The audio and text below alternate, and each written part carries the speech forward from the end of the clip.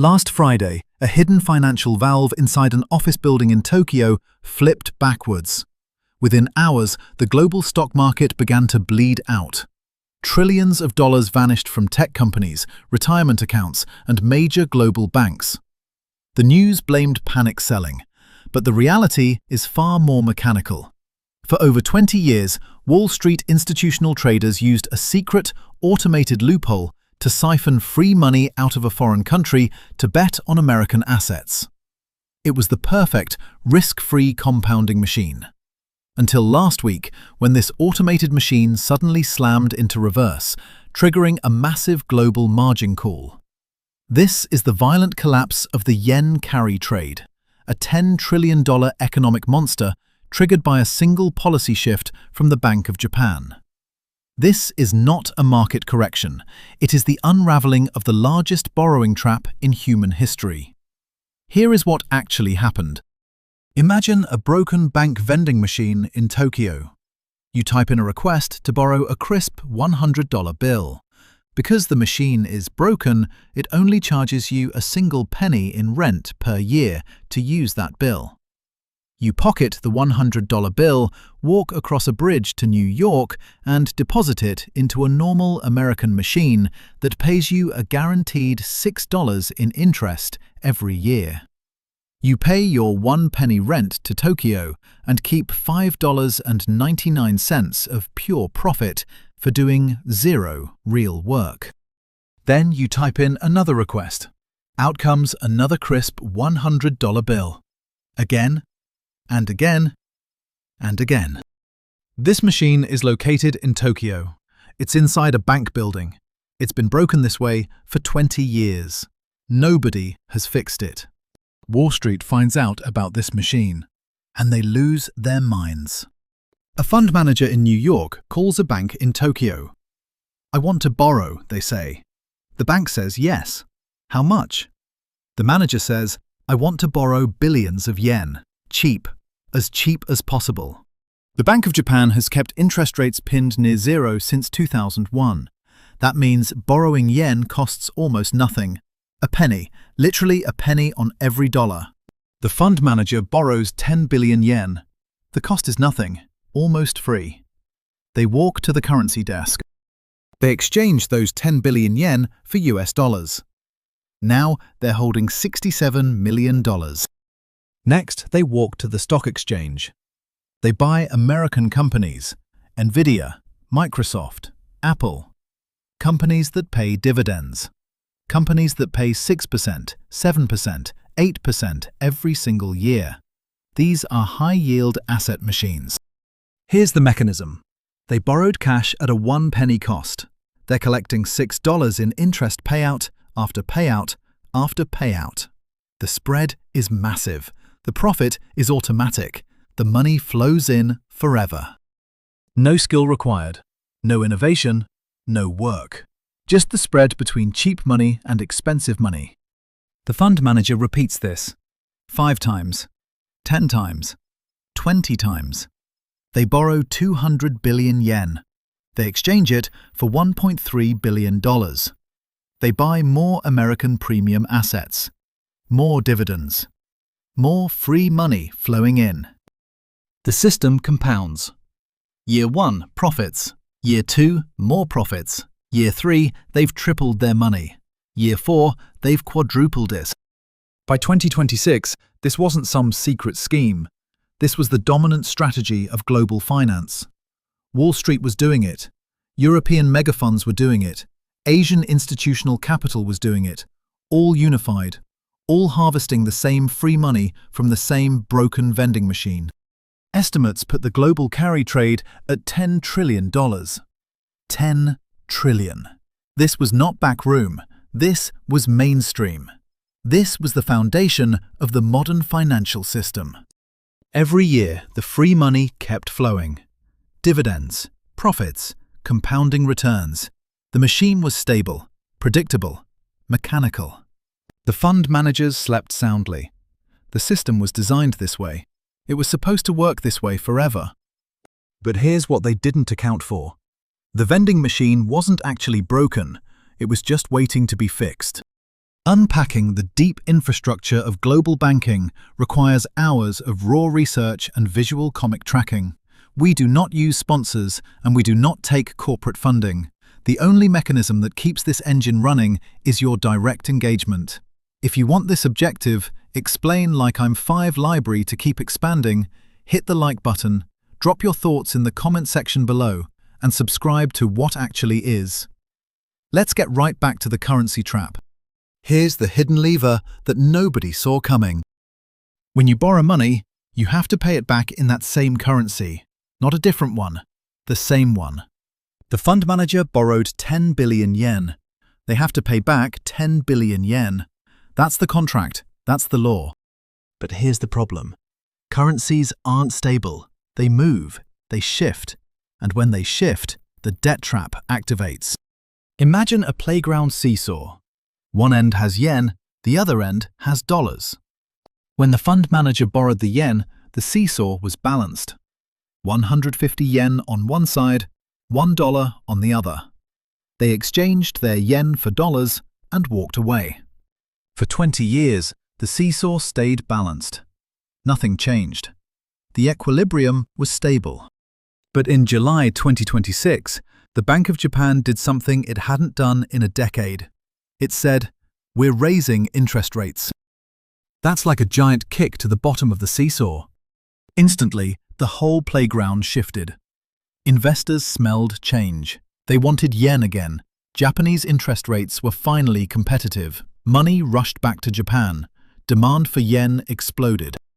The seesaw tilted violently. Yen shot up, dollars fell down. Now the exchange rate flipped. Instead of 150 yen per dollar, it became 130. Then 120.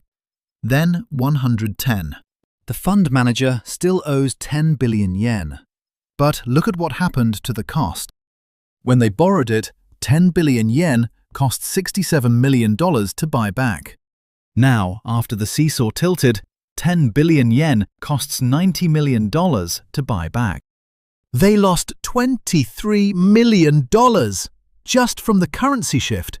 Their entire year's profit. Gone. And it keeps tilting. The seesaw doesn't stop, it swings harder. Now it's 100 yen per dollar. Now 95. The yen keeps climbing. The yen gets stronger. The fund manager's debt becomes heavier and heavier, like an iron backpack filling up with lead bricks. Their profit margin was $5 million. The currency swing consumed it, then doubled it, then tripled it. They were making free money yesterday. Today, they're drowning in debt. This is the leverage nobody talks about. This is the hidden multiplier. A small currency move becomes a tsunami when you're carrying billions in borrowed foreign money. The fund managers thought they were safe. They thought central banks would never move suddenly. They thought the seesaw would stay balanced forever. They were wrong. On Friday morning, July 31st, 2026, the Bank of Japan flipped the seesaw. Interest rates went up. The yen started climbing. By afternoon, something terrifying happened. Margin calls. A margin call is when someone arrives at your door with a sledgehammer. Imagine walking into a pawn shop. You hand the owner your prized, shiny $2 million tech stock certificate. He looks at it and says, "Great, this is excellent collateral. I'll lend you millions of yen against this." But then, the value of the yen spikes across the ocean. The pawnshop owner panics. He knocks on your door with a sledgehammer and says, "The debt you owe me just doubled, and your stock certificate is dropping in value. Pay me the cash variance in 24 hours, or I'm keeping your certificate forever." You don't have cash, so you are forced to run down the street, fire selling your other prized possessions at a 50% discount, just to stop him from taking your crown jewels. Now you're in panic.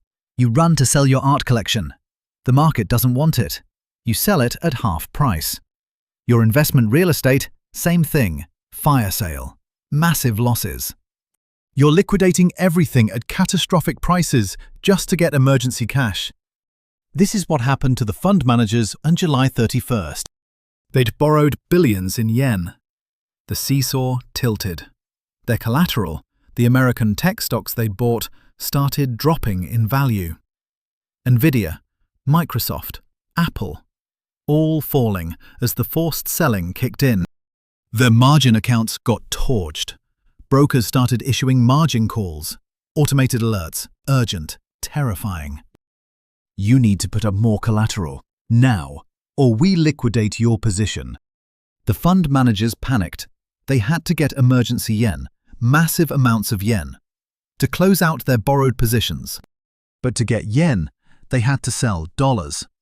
To get dollars, they had to sell their most valuable holdings, their premium assets, Nvidia shares, Microsoft shares, Apple shares, Tesla shares, the crown jewels.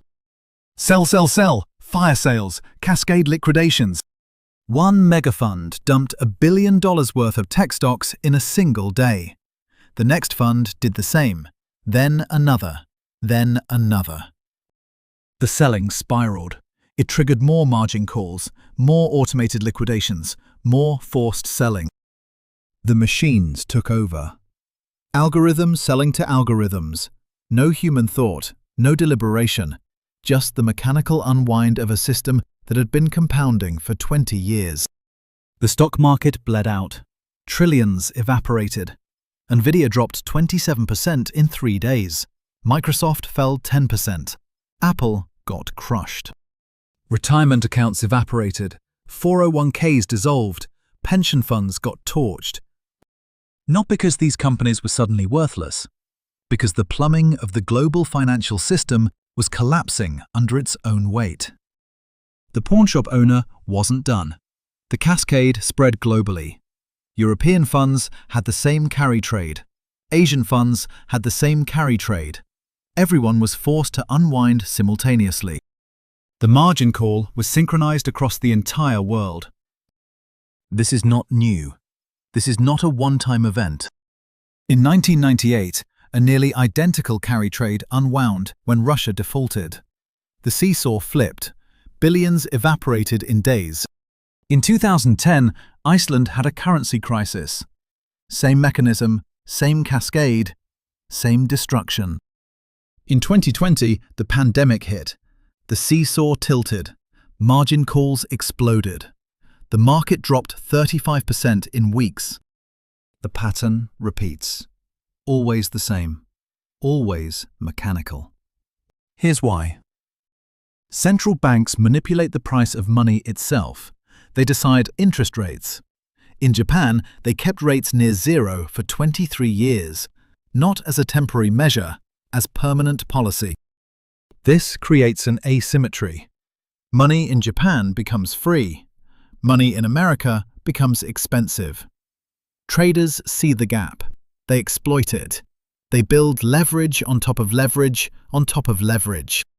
The system compounds for years. The profits feel stable. The returns feel permanent. Everyone is doing it. It seems safe. But it's not safe. It's fragile. It's a pyramid. And pyramids collapse. The central bank can't keep rates at zero forever. Eventually, inflation rises. Eventually, policy has to shift. Eventually, the seesaw tips. When it tips, the machine reverses. The collateral evaporates, the margin calls hit, and the entire structure unwinds in synchronized chaos.